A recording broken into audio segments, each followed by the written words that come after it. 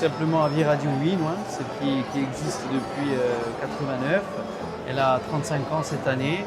Elle a toujours été à Lourdes et c'est la première fois qu'elle se déplace dans une autre région de Corse et aujourd'hui à Île-aux-Rousses. On pensait que c'était le moment de venir à la rencontre des différentes régions de Corse qui sont productrices de vin, donc la Balagne. L'année prochaine, on ira dans le sud et dans 2 ans, on retournera à Lourdes afin de retrouver les racines de cette foire. Cette année, la nouveauté, c'est qu'on a un champ de foire qui a été un petit peu revisité, avec des conditions de dégustation qui ont été revues, pour un petit peu plus de légèreté pour le dégustateur, pour que ça soit plus agréable. Et surtout aussi la possibilité avec le drive de récupérer ses commandes à la fin de la journée, livrées directement à sa voiture.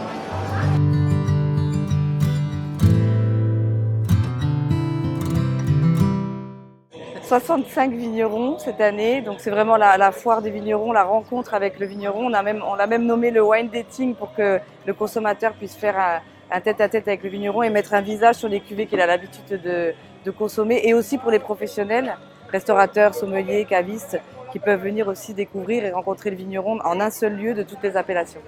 On est vraiment satisfait, on a eu un bel appui de la mairie d'Île-Rousse et de tous les partenaires, pas mal d'aides aussi. Les vignerons de Balagne ont été aussi très impliqués avec l'interprofession, l'association Aviera di Uino.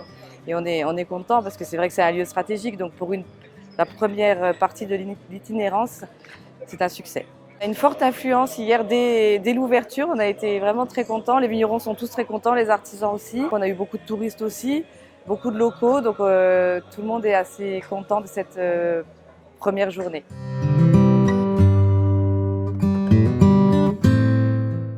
C'est la première année que je participe à la foire du vin, parce que c'est seulement mon 6e millésime, c'est un jeune domaine, mais je trouve que l'accueil était très bien, on a eu du monde hier, il y a beaucoup de vignerons. Je pense que globalement les vignerons sont contents, c'est une belle vitrine pour la Corse, pour le monde viticole, et ça nous permet de rencontrer nos clients professionnels sur la région, des clients qui sont de passage, des touristes, et même des gens d'Ajaccio qu'on rencontre ici alors qu'on habite le village à côté, donc c'est vraiment un lieu de rencontre. On est ravis de faire la première à Île-aux-Rousses. Je pense que tout le monde est satisfait, c'est une belle foire que le CIVC a bien organisée. On a eu du monde, beaucoup de touristes parce que c'est un long week-end.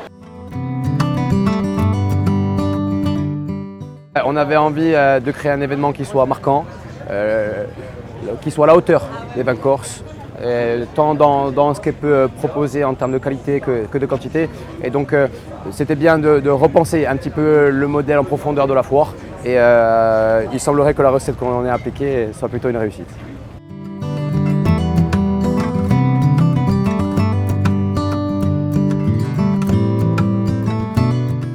Et cette année, on a la chance d'avoir un record de fréquentation en vignerons.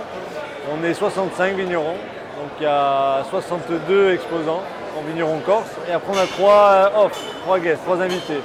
Un vigneron en Bourgogne, un à Saint-Joseph dans le Rhône-Nord et un autre en Champagne.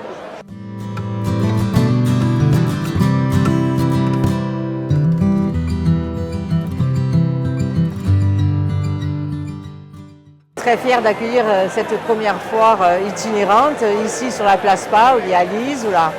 Évidemment, on remercie le CIVC d'avoir initié ce parcours itinérant et d'avoir choisi l'Île-aux-Rousses comme première destination. Une Corse destination gastronomique, ça fait partie de la politique que nous menons, la politique de tourisme que nous menons à l'Agence de tourisme de la Corse. Cette promotion de notre production, cette promotion de notre identité, la mise en valeur des savoir-faire, et ici la mise en valeur des savoir-faire des vignerons, donc des viticulteurs. Donc nous sommes heureux que l'Agence de tourisme de la Corse fasse la promotion de cette Corse destination gastronomie en transversalité avec les autres offices et agences de la collectivité de Corse, et notamment je pense aujourd'hui à l'Audarc.